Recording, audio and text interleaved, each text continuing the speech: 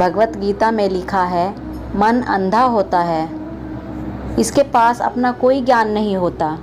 मन कुछ नहीं जानता और ना ही सही मार्गदर्शन करता है। इसलिए आप अंधे मन की बातें मानकर जरूरी कामों को टालना बंद कीजिए।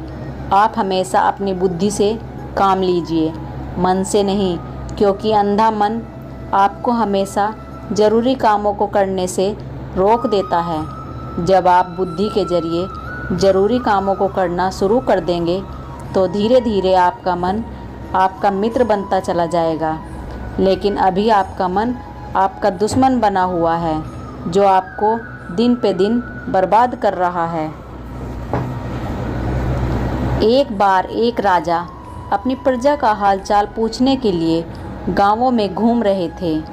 तभी उनके कपड़ों का बटन टूट गया, जो दर्जी को बुलाया गया। दर्जी ने वो बटन लगा दिया तो राजा ने पूछा, बटन लगाने का क्या इनाम दिया जाए? दर्जी बोला, महाराज, बहुत छोटा सा काम था। ये तो मेरा सौभाग्य है कि मुझे आपकी सेवा का मौका मिला। राजा देखना चाहता था कि दर्जी उससे क्या मांगना चाहता है, इसलिए राजा ने जोर देकर पूछा कि क्या दिया जाए। उसने बोला, महाराज, जो आपकी इच्छा हो आप दे दीजिए।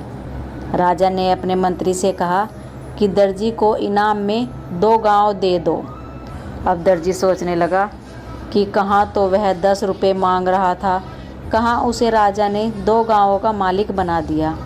इसी प्रकार जब हम प्रभु पर सब कुछ छोड़ते हैं तो वह अपने हिसाब से देता है, जो मनुष्य की सोच से बहुत ज़्यादा होता है।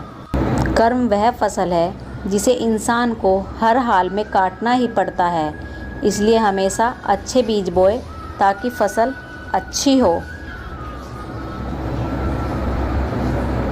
जैसे समुद्र के पार जाने के लिए नाव ही एकमात्र साधन है, उसी प्रकार स्वर्ग के लिए सत्य ही एकमात्र सीढ़ी है और कुछ नहीं।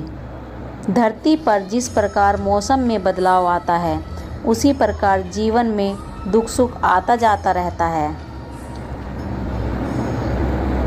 व्यर्थ की चिंता और भय एक रोग के समान है, जो आपकी आत्मीय शक्ति को छीन करती है।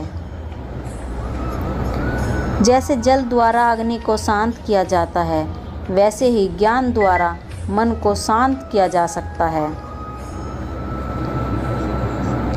आपके भीतर के अवगुणों से आपका महत्व कम नहीं होता। बस उनसे मुक्त होने और संसार की भलाई की ओर प्रस्थान करने का प्रयास कीजिए।